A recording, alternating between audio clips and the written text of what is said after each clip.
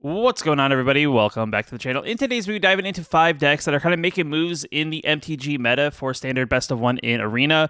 Overall, each of these decks are kind of doing something a little bit different than the typical meta decks that we've had in the past. I'm going to be diving into each one in this video, kind of going over what they've kind of doing that's a little bit different. If they're using new cards, kind of going over what those new cards are, and then kind of giving my ideas and thoughts about the deck and kind of seeing how the deck could shift as the meta develops overall with the release of the new set. With that being said, let's just dive into the decks and let's just start talking about them. The first deck we have up here is going to be Jeskai Control, and Jeskai Control is always an interesting take on the control archetype in MTG for the most part. Typically, the reason why we add in the red is for additional ways of having spot removal. As you see here in the low end of the deck, there is a lot of red spells that are helping us hopefully keep the board clear, especially in against more aggressive matchups. You have things like Strangle here, which deals 3 damage to target creature or planeswalker at sorcery speed. You have Torch the Tower, which is a 1 mana deal 2 to something. If it was bargained, it deals 3 damage to that permanent instead. You scry 1, and then if the thing was dealt damage would die, you get exiled instead, which is quite good. We have the addition of Latent Helix with Murders of Karlov Manor, dealing 3 damage to any target, us gaining 3 life, which is quite good, especially against aggressive matchups. Gaining a little bit of life is always helpful, especially when we're just trying to get ourselves to like turn 4, turn 5, when we can take the game over by board wiping or playing some of our spells that maybe our opponent really can't deal with. We also have the spell No More Lies, another new spell from the new set. 2 mana, counter target spell unless controller pays 3. If the spell countered this way is countered, it gets exiled instead of going to the graveyard. Deduce, another 2 mana spell, creates an investigate token, which could be very handy with something like Torch the Tower, or we can sacrifice it to draw a card. Get Lost, as a card from Ixalan, has been quite solid in most decks as a spot removal spell. Giving your opponent map tokens isn't the worst thing, but you can destroy target creature, enchantment, and/or planeswalker for 2 mana, which is also quite strong. Celestis makes its appearance because typically a control deck is always kind of grinding games out. Having the Celestis trigger happen every so often in a game, those couple points of life, the additional ways of drawing cards, definitely can kind of be very good overall in the long game, just because those points of life may matter. Other cards we have in the top end where this deck kind of takes over the battlefield because it has a lot of ways of just dealing with the board state, because it has ways to just wipe the board if it needs to. One card being No Witnesses, a new 4 mana board wipe spell that each player who controls the most creatures investigates, and they destroy all creatures. So you sure give your opponent a clue that they can now sacrifice to draw a card, but you wipe the board in the process. Wandering Emperor, of course, it's in white. Might as well play Wandering Emperor just as it's a very versatile planeswalker. It comes down at flash speed. You can immediately activate one of its abilities and then kind of choose based on whatever is happening when you do throw this on the battlefield by either making a token, exile target tap creature and gaining life, or just put a +1/+1 counter and first strike on something so it can get a good block in. We have Memory Deluge, another way to dig deeper into the deck. So you can kind of find maybe an answer, and then you can flash it back in the later game to dig even deeper to find maybe 2 additional spells, especially when you're trying to take the game over. Another card that's new that is a one-of in the deck is Ill-Timed Explosion, a 4 mana spell. It's 4 mana spell sorcery that you draw 2 cards and you may discard 2 cards. When you do, Ill-Timed Explosion deals X damage to each creature, where X is the greatest mana among cards discarded this way. So typically you want to, depending on what the board state is, this is also a decent board wipe, especially getting rid of much smaller things, and then you're able to keep your bigger things onto the battlefields. In the top end of the deck, you have things like Sunfall, a 5 mana spell that just exiles, and you can get an incubate token based on how many creatures it exiles. You have Intrude on the Mind, a new spell from the new set that is 5 mana, instant speed. Reveal the top 5 cards of your library. You separate them into 2 piles. Your opponent chooses one of those piles. You put the pile into your hand, the other into your graveyard, and then based on how many cards go to your graveyard, you get a Thopter token with that many +1/+1 counters on it for each card that went to the graveyard this way. And then the last card that is a creature that is quite good that I think got added in with the new set is Orzhov Agency Chief. It's a 5 mana 5/5. When it enters the battlefield, you investigate twice. You can create 2 clue tokens. And then you can sacrifice an artifact and gain your choice of Vigilance, Lifelink, and/or Hexproof. So it has protection, has good ways of attacking. Also is very good at gaining chunks of life when needed in the game. Overall, very strong card that helps you take the game over and probably finishes off your opponent. Then typically in control fashion, the mana base is quite intense, I would say, in terms of rarity. Just because, as you see here, there are not many basics and there's a ton of non-basic lands. You have things like creature lands. You have things like the dual lands, the pain lands, the various creature lands, and then you have like your utility lands, like your legendary channel lands. So quite an expensive deck, I would say, if you're looking to craft it. Maybe you have some of these cards already, just because it is a mixture of what's been already in Arena for quite some time and a mixture of what is kind of new. So it's definitely kind of like I said, if you're looking to play Control, but you're looking to utilize some of the newer cards, this may be a good idea to take. But with that being said, let's move on to the next deck. And the next deck up is going to be Mono Green Aggro. Mono Green Aggro is a deck that always pops up here and there in MTG just because it's one of those things that people like to play. Typically, green has really big creatures that just kind of grow and overwhelm your opponent that way, and the only way that you really can deal with them is having sort of ways of either having spot removal or just dealing with the board state with a board wipe. This is an interesting take because a lot of what our deck is playing is cards that are going to grow by playing other cards, so it's definitely an interesting take on that. In the one-drop slot, we have some cards that have been in the game for some time. You have things like Cenote Scout, which is a card from Ixalan. As it ETBs, you explore, so if you get a land, it doesn't get a +1/+1 counter, but if it's a non-land card on top, we are going to explore and get a +1/+1 counter, so in theory, it could be a 1-mana 2/2. After that, we have Evolve and Adapted. This is another card that is kind of a card that grows when it comes out. You play it on turn 1 with one oil counter on it, so it's a 1/1. And every time you play a creature that's greater power than this card, you get to put another oil counter on it. So eventually kind of grows and grows as the game goes on. So definitely another good card in the one-drop slot. After that, we have our first kind of new card from the new set, and that is going to be Hard Hitting Question. This is a 1-mana sorcery. Target creature control deals damage equal to its power to target creature or planeswalker we don't control. Definitely a very good kind of like fight spell, but not a fight spell because it's a deal damage spell. So we can either do it to a creature or a planeswalker that may be in the way, or that maybe they just can't get through to and then be able to ping it out that way. After that, we have another new card with Flourishing of Bloomkin. This is a 2-mana 0/0. It gets +1/+1 for each forest we control. We're really just a mono green deck with a bunch of forests, as you see in the mana base. You can disguise by putting it face down for 3, and then you flip it up for 5, and then when you do, you get to search your library for 2 forest cards, put one onto the battlefield, the other one to your hand. So it's kind of like Cultivate built into a creature. Typically in this deck, if you're flipping it over on turn 5, or when you have 5 mana, you are typically having a 5/5 for only 2. You can also play it on turn 2 just as a 2/2 if you really need to, and then it grows as you play more lands going forward. So definitely not a bad card to have a few copies of just because it's that thing that even if you draw in the late game, it's still possibly like a 7/7, 6/6, whatever your land mana base is overall. Quirion Beastcaller, another card that works very well with a deck that's just playing a ton of green creatures. Whenever we cast a creature spell, we get to put a +1/+1 counter on it, and then if this dies, we distribute X +1/+1 counters on any number of target creatures we control, where X is the number of counters on it, so definitely a card that sees a lot of play in decks that are very heavily creature-based. We have another new card here with Sharp-Eyed Rookie. This is a 2-mana 2/2. Has Vigilance, which is very solid for attacking whenever a creature enters the battlefield under our control. If its power is greater than Sharp-Eyed Rookie's power, or if its toughness is, it gets a +1/+1 counter, and we investigate. So having clues in green where we typically don't have a ton of ways of drawing cards is very good in general as well. We have Feral Encounter here, a 2-mana sorcery. We look at top 5 cards of our library. We may exile a creature from among them, put the rest in our library in random order. You may cast the exile card this turn at the beginning of your next combat phase. Target creature control deals damage equal to its power to target creature we don't control. So another card that's kind of like a deal damage to get it out of our way so we attack and force some good damage. The other thing too is in the late game, this kind of helps us kind of keep on finding things in our deck just because we dig down 5 to find maybe a creature, exile it, and then cast it, and then kind of do the effect during our combat step, which is quite good in general. We have Sentinel, the Nameless City, a 3-mana 3/4 with Vigilance. Whenever it attacks or enters the battlefield, we get a map token, which helps grow our creatures as well. Archie's Charm, another new card from the new set. It's a 3-mana, choose one, search your library for a creature or land card, reveal it, put it into the battlefield tapped. If it's a land card, otherwise put it into our hand.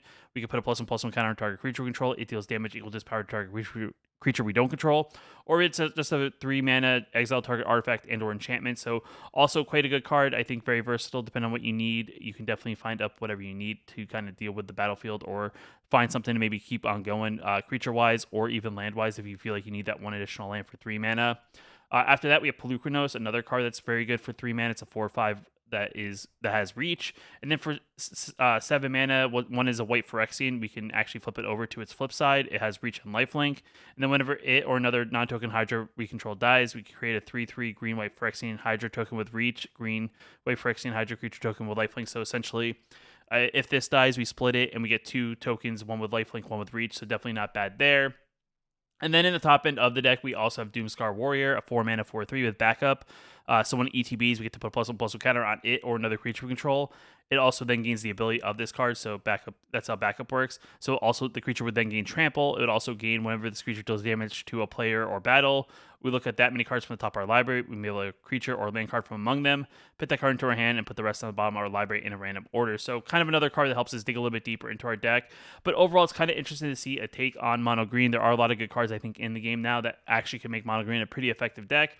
I would say the only thing this deck is missing, and it's just not something that's standard legal currently, is with the amount of green symbols in the mana cost of all these spells, it would be really nice to kind of see if there was a mono green devotion deck that pops up at some point, but I don't think we're going to go back to Ikoria at any point to get devotion, but definitely an interesting take on how many mono green symbols there are in all these cards. And then the mana base is pretty straightforward. We have one Boseiju and a ton of Forest, which is very good for a very monocolor deck, just because you don't need a diverse amount of mana, so you can just spend your rare wild cards on focusing on the creatures and the cards in the deck. But overall, interesting deck. Definitely kind of excited to see mono green pop up in the meta, and hopefully it stays around just to help deal with those most smaller creature decks that really typically can't handle creature decks that have much bigger creatures than it. So the next deck up is going to be Orzhov Lifegain. It is a interesting deck that pops up from time to time, life gain decks in general, especially when the meta gets super aggro. This is an interesting take here that has, I think, become quite popular just because the meta is super aggressive. Typically, what this deck is trying to do is make those aggro decks kind of hit you like a wet noodle. Basically, if your opponent hits you for like 7 life, the next turn you go, you're going to gain like almost all of it back, if not more, so it's as if they never hit you to begin with. And basically what we got from the new set is actually another thing that helps us get additional triggers of life gain whenever things come in the battlefield, with Case of the Uneaten Feast, a 1-mana enchantment case that whenever a creature enters the battlefield under our control, we gain 1 life. To solve it, we have to gain 5 or more life, and when it is solved, we can sacrifice the case and then make all creature cards in our graveyards gain. We may cast that card from our graveyard until end of turn, which is definitely not bad. As the game goes on and things get removed, we can recast things from the graveyard, making it quite effective. We have things like Luminar Veteran, another card that just enabling life gain triggers whenever other things come in the battlefield under our control. We also have Ellis or Core, Sadistic Pilgrim, a 2-mana 2/2 with that touch. Whenever things enter the battlefield under our control, we gain a life. Also, whenever another creature we control dies, we make each opponent lose a life, which is quite good. Then in our 2-drop slot, we have some things that get triggers when we do gain life. We have things like Voice of the Blessed. It gets +1/+1 counter every time we gain life, and then if it has 4 more counters, has Flying and Vigilance, and if it has 10 or more counters, also gains Indestructible on top of that. Also, we have Amelia. Whenever we gain life, we explore, and then if she has 20 power, we actually destroy all other creatures. She also has Ward of 3, paying 3 life, which is actually quite hard to deal with, especially if you're putting pressure on your opponent's life total. They may not want to pay that 3 life, which actually makes it harder to deal with Amelia as the game goes on. But definitely 2 good cards I think will help, kind of overtake the battlefield, especially against the early aggro aggressive decks. In the 2-drop slot, these are just kind of cards that have life gain, kind of have some disruption, and kind of have some other benefits to what we're trying to do with our deck. You have things like Cavern Bat, which helps disrupt your opponent's hand, making Cavern Bat maybe get rid of a card that they were going to try to play on the next turn, making them have to maybe either take the turn off or have to rethink their strategy of either getting rid of the bat, which then maybe affects on how they were going to use their turn the following turn. Overall, very solid card, and in itself also has lifelink, so it's quite good about getting early points of life gain that may also trigger like your things like your Voice of the Blessed or Amalia. You have Extraction Specialist, which is quite good about getting things back from the graveyard, so it gets anything back we convert it cost 2 or less, which gets things like your Voice of the Blessed, your Amalia, your Luminarch Veteran, your Ellis Or. So both all good cards. Downside is those cards can't block as long as it's on the battlefield, but it itself also has lifelink, so it also is quite good about, taking a blow and then also giving you a chunk of life in the process. There is a copy of Resplendent Angel in the deck. It's a 3-mana 3/3. If we gain 5 or more life in a given turn, or this turn, we create a 4/4 Angel during the turn, which is quite good. And then if we want to, we can spend 6 mana and give all our Angels +2/+2 on lifelink. But typically, it's really more so for generating the token than the other ability here. Shield is another interesting card here that works quite well with life gain deck because of its whenever we draw a card, we gain 2 life. And then also it's always a good thing to have, like whenever your opponent draws a card, they lose 2 life. I know Shieldred can be quite oppressive, but it's not a bad card to have in a deck like this, especially when people are playing more aggressive decks in general. You have Alcatraz, the Deepest Betrayal, a 5-mana 4/4 with flying lifelink. Whenever it attacks, each opponent discards a card, and then for each opponent who can't, you draw a card. And whenever opponent discards a land card, we get a 1/1 bat creature token, which then triggers our triggers whenever creatures come in the battlefield. And then whenever this dies, it turns into a land, which is also quite good. And then we can flip it back over, activate only if a player has 1 or fewer cards in hand and only as a sorcery. So it's kind of one of those interesting things, but typically here it's kind of like just a 4/4 lifelinker flyer that punishes your opponent's hand in general. And then as terms of removal for a deck like this, we have things like Gumdrop Poisoner. It's a 3/2. When it enters the battlefield, up to 1 target creature gets -X, and on a turn where X is the amount of life we gain this turn. And she kind of works very interestingly with our little life gain pingers. So every time we gain like chunks of life as this comes out on the battlefield, it adds on to that -X. So even if it says like it's going to -X for 2, If you have like 3 other things on the battlefield, it actually minus X for 5, which is quite good. It also can make a food token for only 1 mana and instant speed, which is, a very good way of getting this out of the hand maybe in response to something. And then being able to cast it from exile when you want to set up maybe a removal spell. As Gix's command as a very good way to pump something up with 2+1/+1 counters, giving it lifelink. You destroy the battlefield with anything that's power 2 or less, return 2 creature cards from our graveyard to our hand, or make each opponent sacrifice a creature with the highest power they control, which is quite good. Virtue also makes a presence here in the deck just because it is something that can give something -3/-3, gain us a little bit of life. In the late game, if we do get to that point, we can start returning things back from the graveyard onto the battlefield, and it's not just up from our graveyard, it's actually from any graveyard, so we start taking our opponent's things. But overall, this is a great deck, very good about countering very aggressive decks like the mono reds, like the Gruul aggros, things like that are trying to get those quick wins just because that's how those decks are built. And these decks are this deck is designed to kind of make sure those decks really don't hit you that hard, or if they do hit you, you gain the life back, and it's as if they never hit you to begin with. So overall, another good deck to check out if you're looking for something maybe to counteract maybe the mono reds. And the next deck up is actually going to be the most budget friendly deck out of all these decks on this list, and this is because this deck doesn't actually play a single rare or mythic. This is a deck full of commons and uncommons from various sets, and this is quite an interesting deck if you're looking to get into maybe a more tempo gameplay, and that is mono blue tempo. This is not the same tempo with Haughty Djinns and instant sorceries in the graveyard and making it super overpowered and eventually swinging in for like one big chunk of damage.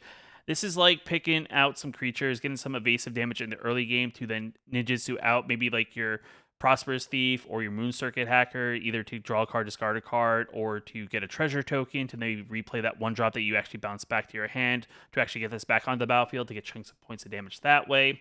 The deck also plays like things like Fade and Hope to bounce something back to your opponent's hand if you don't want it to be in your way to get in a good attack, or a thing like Machine Over Matter, which is another bounce spell. It does cost 1 less if we control an artifact creature, and then we turn target non-land permanent to its owner's hand, so it's another 1 mana possible kind of spell.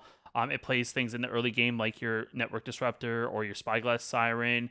Both of these are very good evasive in the air creatures. This one taps something down. This one makes a map token. We also have Gingerbrew because you can pay 1 mana, make it evasive, which gets almost a free attack in almost every time you swing with it, unless you're playing like something like a mono red, which has a lot of creatures that do have haste.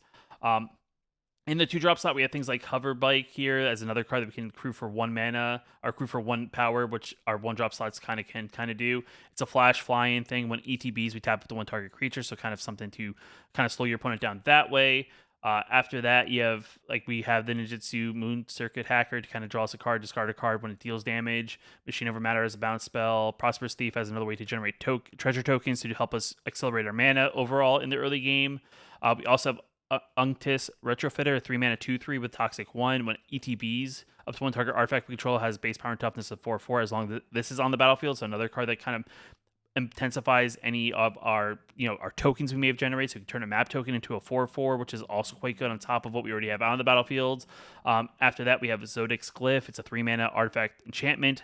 You enchant an artifact and now becomes a 5/4 in addition to its other types. And then if this is put into a graveyard, we then get to discover 3, which we essentially get a free spell. Either to our hand or onto the battlefield, which is quite good about replacing itself. So if the creature died that was attached to this, or the artifact died that was attached to this, you almost get a free trigger to get something back onto the battlefield, even in the place of something lost from the battlefield overall. And then because it is a very low to the ground deck, not playing very super expensive spells, we only have 20 lands. And like I said, this is like quite the best like budget deck I think on this list. Like it doesn't have any rares. There's a good chance you may already have these commons and uncommons for the most part. If anything, you may just have to craft a few of them. It depending on what set it's from. Just because some of these cards have been in Arena for quite some time, so it is possible that you just have those cards that you didn't even realize.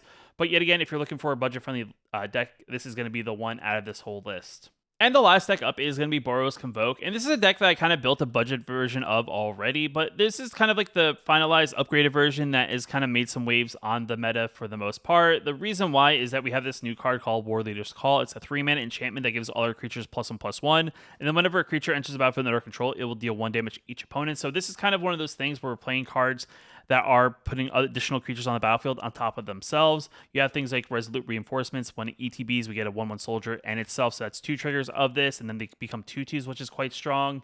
You have things like Gleeful Demolition. It's a 1 mana, destroy target artifact. If we control the artifact, we get 3 red Phyrexian Goblin creature tokens. So this in turn is almost like a lightning bolt to each opponent, so it'll deal 3 damage to each opponent. And then you also have 3 creatures that also are 2/2s now for only 1 mana. Novice Inspector, which is a good way to kind of generate an investigate token that you can then gleeful demolition it. So it's definitely good that way. Or you can use the clue token to draw a card if you really need to find an answer. Warden of the Sky is another interesting card. It's something where you can tap 3 creatures that may have summoning sickness. You have to pretty much put a +1/+1 counter on it and then scry 1. You can only activate it as a sorcery, so you only do it during your turn, but it's kind of one of those cards that kind of grows over the course of the game. Epicure is another solid card here, 1 mana, 1/1. When ETBs pings for 1 point of damage, you get a blood token, which yet again is another thing that can be sacrificed to the Gleeful Demolition. In the 3-drop slot, besides the War Leader's Call, we also have Imodane's Recruiter, a very strong card that's almost like the game finisher. If we get a very wide board, even if we don't have the War Leader's Call out, you cast this out, it'll give all our creatures +1/+0 in haste until end of turn. Which essentially, if we have 5-6 creatures and they're 1/1, 2/2s, depending on our opponent's life total, they may just be dead right then and there. It itself also gets haste, so then becomes a 3/2 on turn 3, which is also quite strong. If you draw that in the late game, you can always spend 5 mana and make the 2 knights out of this for 5 mana, and then also put it into your exile in the adventure zone. And then on the top end as well, there's a few cards that we can also utilize for this deck. Is one being Knight Errant of Eos. This is something we can convoke creatures as well. We look at the top 6 cards of our library. We have up to 2 creature cards with mana value X or less from among them, where X is the number of creatures that convoked Knight Errant of Eos. So it's another card that you can get out very early, very quickly. It itself is a 4/4, so it's kind of going to be the card that is going to dig a little bit deeper into our deck to find more creatures to play out after we get the War Leader's Call out. Definitely very strong there. We also have Virtual Loyalty here is a little bit of another card that creates a token just in itself in the adventure side. And then once we cast it for his enchantment side, it's kind of like one of those enchantments as well on top of War Leader's Call that your opponent has to kind of figure out how to deal with it, because at the beginning of our end step, we get to put a +1/+1 counter now on each of our creatures, and then we untap our creatures that we have out on the battlefield, so it starts becoming a pain that we can essentially attack him for free with no punishment if this is out, because all those creatures will untap and get that much stronger +1. And to round it off, our only spot removal spell in the deck is going to be Stoke the Flames. And this is kind of one of those spells that is really a spot removal spell, or it's just deal 4 damage to your opponent's face kind of spell. You can convoke it, so you don't actually have to spend any mana to cast it. You just have to have a red creature in order to cast the red pips of it. But overall, it's a very strong spell, just because it's 4 damage to any target for 4 mana, instant speed. So it's definitely another good card to either get something out of the way or just finish off your opponent once you've done a big chunk of damage to them. And then the mana base is pretty straightforward. A 2-color deck. You got your 2-color lands. You have your 1 copy of Sokuzan, 1 copy of Aganjo. You have your Cavern of Souls here because the deck does play a fair share of humans, so you can always name humans and get them onto the battlefield essentially for free and can't be countered, which is quite good as well. But overall, it's a very good deck. It's a very aggressive deck. It's definitely, I think, a better take on maybe an aggro deck in the meta, just because it's not as aggressive as, say, like a mono red, but it is something that's doing something a little bit different that can be aggressive as the game builds up and kind of gets to that turn 3, turn 4 turn where you can kind of still take over and kind of finish off your opponent nonetheless. And that is going to wrap it up. I think each of these decks are doing something a bit different depending on what your playstyle is that you definitely could check out. I do think they kind of each fit a niche of what a player could be looking for when it comes to playing Magic the Gathering. If you want to check out the deck list, I'll have them linked down all in the description below to each one if you want to check them out and import the list into Arena and try it out for yourself, or see how many more cards you need to kind of build out the deck if it's something that you want to build towards eventually. I also do stream 3 days a week on twitch.tv, Mondays, Wednesdays, and Thursdays, where I kind of play test, build decks, or kind of mess around by doing drafts and things like that. If you want to check me out at nighttime. If you like the video, hit that like button. Definitely helps out a lot. It lets me know you guys like these style of videos. If you're new here, want to know I post new videos like this one here on the channel, hit that subscribe button. But until next time, I'll see you in the next video.